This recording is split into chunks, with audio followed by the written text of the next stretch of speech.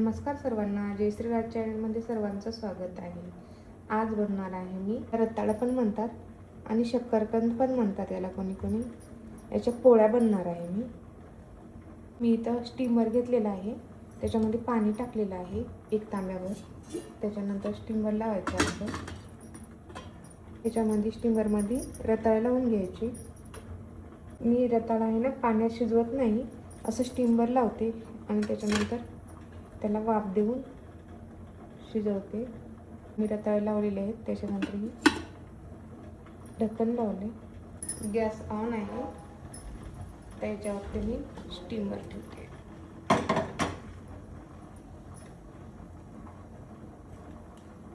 हे 15 मिनिटं असंच ठेवायचं. बघा 10 मिनिटं झाले आहेत. बघा रताळे की स्टीमर झाले आहेत, बघू शकता. हे बघा छान शिजले. आता रताळ्याच्या मी साली काढून घेते. रताळे थंड झाले तर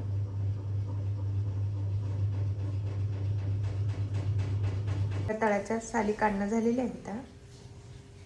चाळणीमध्ये याला बारीक करून घेते असं, म्हणजे याचं पेस्ट काढते रताळ्याचं, कारण याच्यामध्ये दोरे दोरे असतात ना त्याच्यामुळे. बघा रताळे मी खिसून घेतलेले आहेत. गॅस ऑन करायचं आणि त्याच्यावरती कढई ठेवायची. कढईमध्ये किसलेले रताळे टाकायचे. 1 वाटी साखर टाकायची. छान मिक्स करायचं.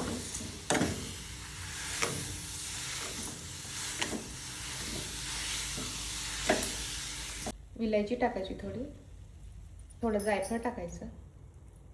छान परतून घ्यायचं. बघा पूर्णासारखं झालं. रताळाचं पुरण आहे हे. जसं आपण हरभऱ्याच्या डाळीचं बनवतो ना, तसं रताळ्याचं पण पुरण होते आणि पोळ्या पण खूप छान होतात. पुरण तयार झालं आहे रताळाचं. आता याला थंड व्हायला ठेवायचं. रताळाचं पुरण थंड होईपर्यंत मी इथं पीठ चुरून घेते. तर मी गव्हाचं पीठ घेतलेलं आहे. त्याच्यामध्ये थोडं मीठ टाकायचं. पीठ मळण्यासाठी मी दूध घेतलेलं आहे. थोडं थोडं करून दूध टाकायचं याच्यामध्ये. 1 वाटी दूध टाकलेलं आहे मी, बघू शकता. आपण जसं पोळ्याला पीठ मळतो ना तसंच मळायचं छानपैकी. पोळ्या छान होतात, नरम सुद्धा होतात पोळ्या. तुम्ही केल्या नसेल तर नक्की करून बघा, खूप टेस्टी पण लागतात. तर त्याच्यात दूध टाकायचं, कारण मी पहिले 1 वाटी दूध टाकलेलं आहे. आता मी थोडं टाकायले आणि चांगलं मळून घ्यायचं.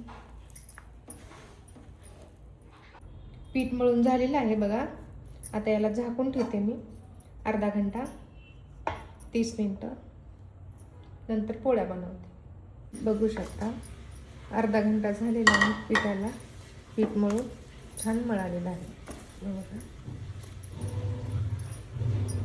गॅस ऑन केलेला आहे. आता तवा ठेवून घेऊ त्याच्यावर. आपण त्याला लावण्यासाठी तूप घेतलेलं आहे मी. एवढा छोटा पिठाचा गोळा घेतलेला आहे.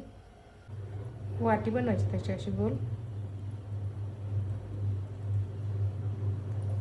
वाटीमध्ये रताळाचं पुरण भरायचं असं. आता याला बंद करायचं असं. असं बंद करायचं. याला असं फिरून घ्यायचं, दाबायचं, पोळी लाटायची.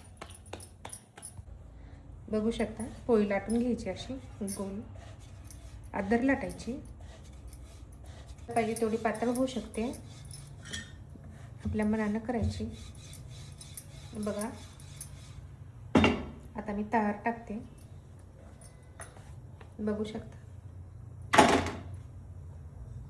पोळीला पलटून घेते मी आता. हे बघा छान होतात पोळ्या. तुम्ही नक्की करून बघा. बघा पोळी कशी फुगते ते छान होतात. तुम्ही नक्की करून बघा. बघा छान फुगलेली आहे पोळी.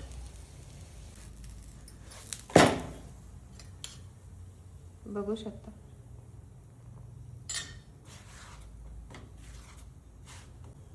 छान झाली. आता बघू शकता.